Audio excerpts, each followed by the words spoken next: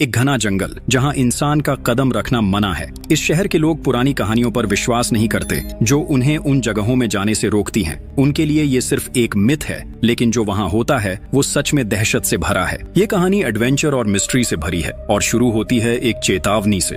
दुनिया भर में ऐसे कई जगह हैं जिनके बारे में प्राचीन ग्रंथों में लिखा गया है, जहां जाने की मनाही की गई है। कहते हैं ये जगह ऐसी चीजें छुपाए बैठी हैं जो इंसानी समझ से परे हैं, और जो लोग ये चेतावनी नजरअंदाज करते हैं अक्सर उन्हें अपनी गलती का एहसास बहुत देर से होता है। अब हम देखते हैं स्कॉट को, एक घबराया हुआ लड़का जो जंगल के बीच वीडियो रिकॉर्ड कर रहा है। उसके हाथ कांप रहे होते हैं। वो बताता है कि वो एक अमेरिकन टूरिस्ट है जो अपने दोस्तों के साथ पैनामा के डारन फॉरेस्ट आया था। गलती से वो लोग जंगल के उस हिस्से में पहुंच गए जहां जाना अलाउड नहीं था। अब कोई अजीब चीज उनका पीछा कर रही है। स्कॉट मदद के लिए चीखने ही वाला होता है कि एक भयानक चीख हवा में गूंज उठती है और स्कॉट अपने दोस्तों के साथ बिना किसी निशान के गायब हो जाता है। लेकिन ये सब शुरू कैसे हुआ? स्कॉट और उसकी गर्लफ्रेंड स्टीव अपने दोस्तों के साथ एक वेकेशन पर निकल रहे थे। जब वो दोनों अपनी फ्लाइट के लिए पैकिंग कर रहे थे तभी उन्हें एलिना का एक वीडियो कॉल आया। ट्रेवर और चार्ली पहले ही पैनामा पहुंच चुके थे और बीच पर पार्टी एंजॉय कर रहे थे। स्कॉट ने बताया कि वो और स्टीव दोपहर तक पहुंच जाएंगे क्योंकि उनकी फ्लाइट सिर्फ 2 घंटे बाद थी। थोड़ी देर कॉल पर मजाक मस्ती करने के बाद दोनों एयरपोर्ट के लिए निकल पड़ते हैं। वहां पहुंचने के बाद वो दोनों अपनी फ्लाइट का इंतजार करते हैं। पनामा पहुंचने के बाद स्कॉट और स्टीव एक वैन में बैठते हैं जो उनके होटल से भेजी गई थी। सफर लंबा था क्योंकि होटल जंगल के अंदर था। इससे ड्राइव एक्सपेक्टेड टाइम से ज्यादा लंबी हो गई, लेकिन आखिरकार वो पहुंच गए जहां उनका दोस्तों से मिलना हुआ। उस रात पूरा ग्रुप बीच पर पार्टी कर रहा था, म्यूजिक, डांस और ड्रिंक्स के साथ। ट्रेवर की मुलाकात एक लोकल लड़की कार्मेन से हुई और वो उससे फ्लर्ट करने लगा। दोनों थोड़ी देर बातें करते रहे और फिर कार्मेन भी उनके ग्रुप का हिस्सा बन गई। रात बढ़ती गई और एक और लोकल लड़का यूलियो वहां आया जिसे कार्मेन ने सबसे मिलवाया। फिर से पार्टी शुरू हो गई। म्यूजिक, डांस और हंसी मजाक से भरी एक परफेक्ट रात, बिना किसी को ये अंदाजा हुए कि आने वाले दिन कितने भयानक होने वाले हैं। अगले दिन के प्लान्स के लिए स्कॉट इंटरनेट पर घूमने लायक जगहों और करने लायक चीजें देख रहा था। तभी उसकी नजर एक आर्टिकल पर पड़ी,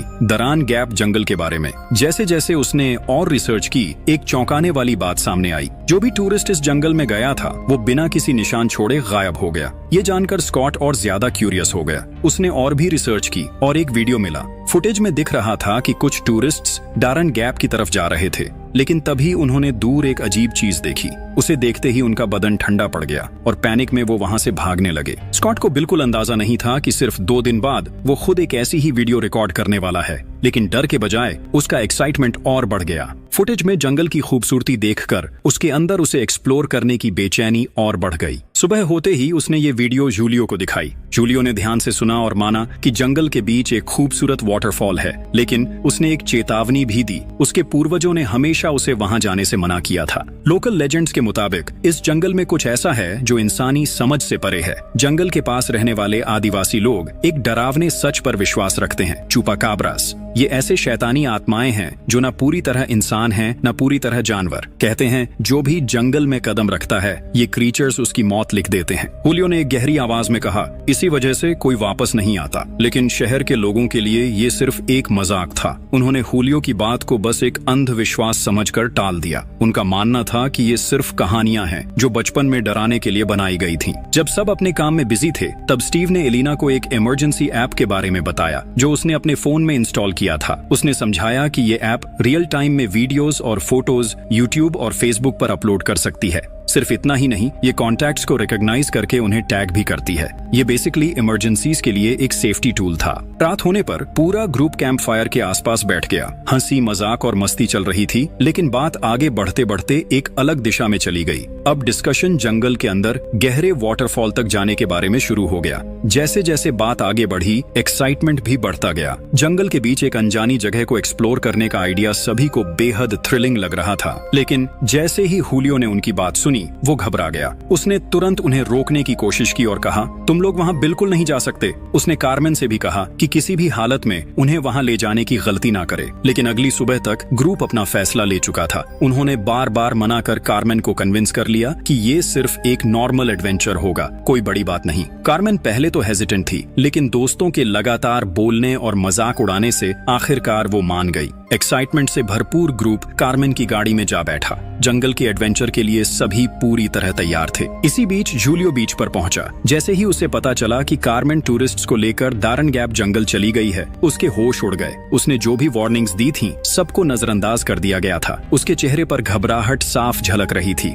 मानो उसे पहले ही महसूस हो गया हो कि कुछ बहुत भयानक होने वाला है। एक पल की भी देरी किए बिना उसने अपनी गाड़ी निकाली और फुल स्पीड में जंगल की तरफ निकल पड़ा। उसे किसी भी हालत में उन्हें रोकना था, इससे पहले कि देर हो जाए। कार्मेन और उसका ग्रुप आखिरकार उस जगह पहुंच गया जहां से घना जंगल शुरू होता था। उसके पार उनकी मंजिल थी, वो शानदार वाटरफॉल जिसे देखने के लिए सब इतने एक्साइटेड थे। लेकिन अब समस्या ये थी कि गाड़ी यहाँ तक ही जा सकती थी। आगे सिर्फ पेड़ों का एक घना जंगल था, मतलब अब उन्हें पैदल ही चलना था।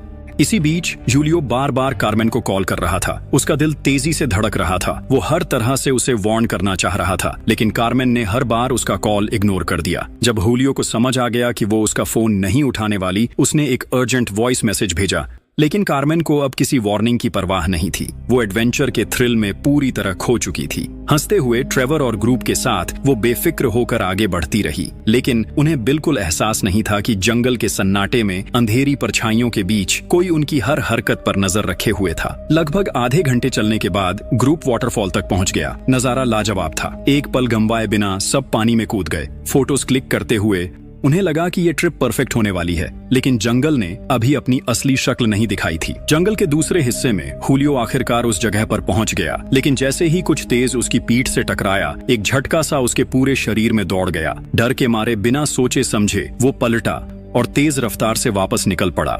उसका दिल बेकाबू हो चुका था। वहीं वाटरफॉल के पास मजे करने के बाद ट्रेवर और कार्मेन ने सोचा कि थोड़ी देर के लिए जंगल के एक शांत हिस्से में घूमा जाए। दोनों साथ बैठे लम्हों का आनंद ले रहे थे जब अचानक कार्मेन को कुछ अजीब महसूस हुआ, जैसे कोई उन्हें देख रहा हो। उसने धीरे से ट्रेवर से ये बात कही। ट्रेवर ने इसे वहम समझा, लेकिन कार्मेन को तसल्ली देने के लिए वो आसपास देखने चला गया। वो पेड़ों के बीच खो गया और आसपास नजरें दौड़ाने लगा। लेकिन समय बीतने के साथ भी जब वो वापस नहीं आया, घबराहट बढ़ने लगी। कार्मेन ने उसे आवाज दी, लेकिन कोई जवाब नहीं मिला। उसके अंदर एक अजीब सी बेचैनी बढ़ने लगी और उसने खुद ट्रेवर को ढूंढने का फैसला किया। इसी बीच स्कॉट और बाकी लोग अपने कपड़े पहन रहे थे जब अचानक जंगल में एक तेज आवाज गूंज उठी, कार्मेन की चीख। बिना एक पल गंवाए सब आवाज की तरफ दौड़ पड़े। उसी वक्त ट्रेवर, जो अब तक जंगल में उसे ढूंढ रहा था, उसने भी कार्मेन की चीख सुनी और बिना कुछ सोचे समझे घबराहट में वापस भागने लगा। रास्ते में चलते हुए ट्रेवर की नजर अचानक जमीन पर पड़ी। वहाँ कुछ था, कार्मेन का ब्रेसलेट। उसका दिल जोरों से धड़कने लगा। उसने कांपते हाथों से ब्रेसलेट उठाया और घबराहट के साथ आगे बढ़ा। दूसरों तक पहुंचते ही उसने ब्रेसलेट दिखाया और हांफती हुई आवाज में कहा, कार्मेन गायब हो चुकी है। ये सुनकर सबके चेहरे पर डर की परछाइयां साफ झलकने लगी। उन्होंने तुरंत कार्मेन का नाम पुकारना शुरू किया और आसपास की हर जगह तलाश करने लगे, लेकिन समय बीतता गया और उसका कोई सुराग नहीं मिला।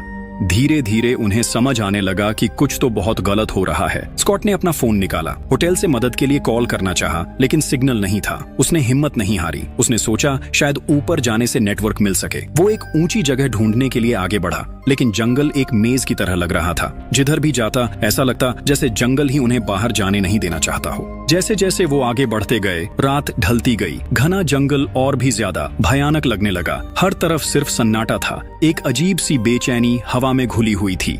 लेकिन जब लगा कि इससे ज्यादा बुरा और क्या हो सकता है, तभी झाड़ियों में कुछ हिलता हुआ दिखाई दिया। वो वही था जिसके बारे में जूलियो ने वार्न किया था। उसकी चमकती आंखें अंधेरे में उन्हें घूर रही थीं। पूरे ग्रुप के बीच एक ठंडी दहशत की लहर दौड़ गई। दिल की धड़कन तेज हो गई और बिना सोचे समझे सब अलग अलग दिशाओं में भागने लगे। अंधेरे में बिना कोई रास्ता देखे वे बस भागते ही गए। इस अफरा तफरी में सब एक दूसरे से अलग हो गए। जंगल की गहराइयों में उनकी घबराहट भरी चीखें गूंज रही थीं, लेकिन कोई किसी को दिख नहीं रहा था। ट्रेवर और एलेना रुके और अपनी सांस संभाली ही थी। तभी एक खौफनाक चीख सुनाई देती है। ये चार्ली की आवाज थी। बिना एक पल सोचे दोनों आवाज का पीछा करने लगे, लेकिन जो उन्होंने देखा उसने उनके पैरों तले जमीन हिला दी। चार्ली जमीन पर बेजान पड़ा था। उसका पूरा शरीर खून में डूबा हुआ था। गहरे कट्स उसकी त्वचा को चीर चुके थे। डर उनके अंदर फैल गया। बिना एक पल गवाए दोनों पलटे और जितनी तेज भाग सकते थे।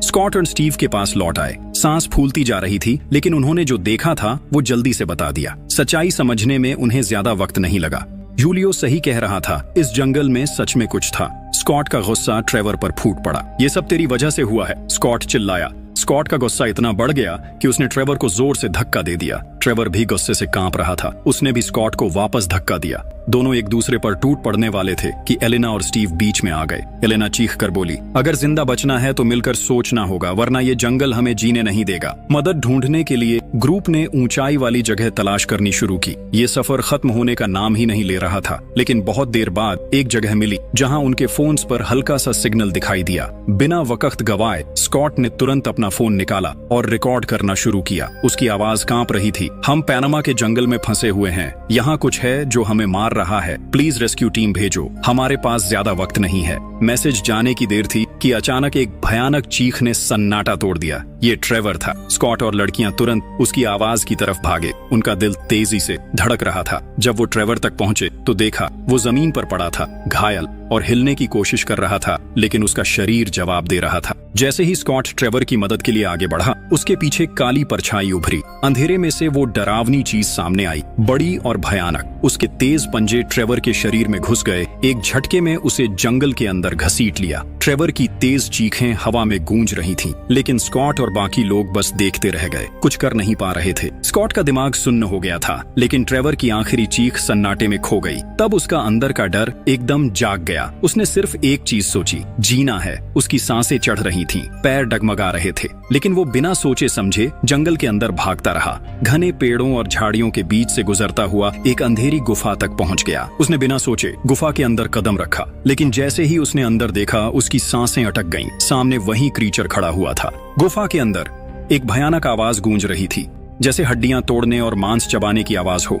वो क्रीचर खुद को ही खाने में लगी थी। एक अजीब सी आवाज से पूरी गुफा भर चुकी थी। स्कॉट का शरीर एकदम जम गया। धीरे धीरे बिना आवाज किए उसने पीछे हटना शुरू किया। उसे ये जगह तुरंत छोड़नी थी, इससे पहले कि वो क्रीचर उसे महसूस कर ले। अपनी सांसें दबाकर एक भी आवाज के बिना स्कॉट धीरे धीरे गुफा से बाहर निकला और फिर बिना एक पल गंवाए एलिना और स्टीव को ढूंढने के लिए दौड़ पड़ा। इसी बीच हुलियो सुरक्षित शहर लौट चुका था। गाड़ी के अंदर बैठा सांस लेने की कोशिश कर रहा था, लेकिन तभी उसका फोन वाइब्रेट हुआ। जब उसने स्क्रीन देखी तो पता चला ये स्कॉट का इमरजेंसी वीडियो था। हुलियो ने वीडियो प्ले किया और उसके चेहरे का रंग उड़ गया। स्कॉट की कपकपाती आवाज मदद की भीख मांग रही थी। वो फंसा हुआ था और जंगल में कुछ था जो सबको मार रहा था। जूलियो की सबसे बुरी आशंका सच हो चुकी थी। एक पल भी न गंवाते हुए वो सीधा अपने अंकल के पास दौड़ गया, जो उसकी लोकल कम्युनिटी का एक इज्जतदार बुजुर्ग था। जूलियो ने बिना देर किए वीडियो अपने अंकल को दिखाया और सारी बातें बता दी,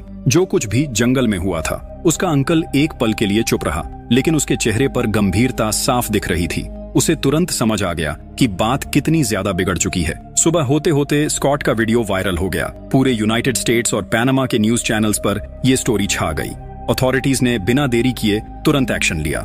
दोनों देश की सरकार ने मिलकर एक इमरजेंसी रेस्क्यू मिशन लॉन्च किया। एक मिलिट्री सर्च टीम भेजी गई। हेलीकॉप्टर्स हवा में तलाशी लेने लगे और सोल्जर्स जंगल के अंदर तक ढूंढने लगे। जंगल घना था, लेकिन मिलिट्री टीम एक एक कोने को छान रही थी। स्कॉट, स्टीव और एलेना एक जगह छिपे हुए थे, बहुत थके हुए, भूखे और डर के मारे हिल नहीं पा रहे थे। लेकिन तभी आसमान से एक हेलीकॉप्टर की आवाज आई। उनके दिलों में उम्मीद जाग गई। मदद आ चुकी थी। अब वो इस मौत के जंगल से बाहर जा सकते थे।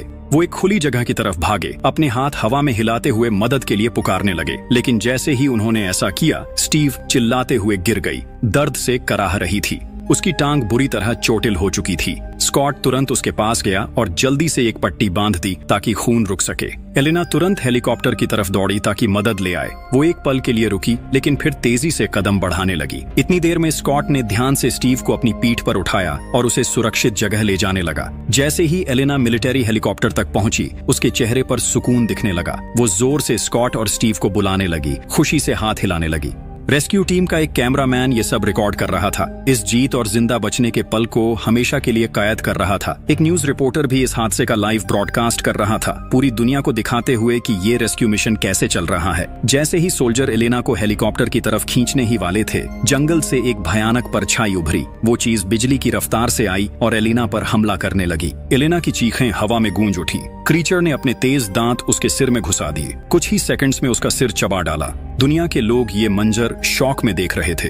फिर अचानक लाइव फीड का सिग्नल कट हो गया। न्यूज एंकर्स दहल गए। चैनल तुरंत बंद करना पड़ा। स्कॉट मुश्किल से स्टीव को जंगल के घने पेड़ों के बीच ले जा रहा था, बस किसी तरह सुरक्षित जगह तक पहुंचने के लिए। लेकिन ज्यादा दूर जाने से पहले वो क्रीचर फिर सामने आ गया। वो झटके से उन पर टूट पड़ा और अपने पंजे स्टीव के शरीर में घुसा दिए। फिर उसे खींच कर ले जाने की कोशिश करने लगा। तभी स्कॉट ने जमीन से एक मोटा लकड़ी उठाई और अपनी पूरी ताकत से उस राक्षस के चेहरे पर जोर से मारा। एक असामान्य चीख हवा में गूंज उठी और वो जानवर स्टीव को छोड़कर पीछे हट गया। लेकिन अब वो क्रीचर अपना पूरा गुस्सा स्कॉट पर निकालने लगा। उसने स्कॉट को जोर से टक्कर मारी, जमीन पर गिरा दिया और अपने तेज ब्लेड जैसे पंजों से उस पर हमला कर दिया। स्कॉट ने पूरी ताकत से लात घूंसे मारे, लेकिन वो चीज इतनी ताकतवर थी कि उसे हिला भी नहीं पाया। जैसे ही वो क्रीचर अपना मुंह खोलकर स्कॉट पर हमला करने वाला था, अचानक एक के बाद एक गोलियां चलने लगीं। मिलिट्री पहुंच चुकी थी। सोल्जर ने बिना देरी किए फायर खोल दिया।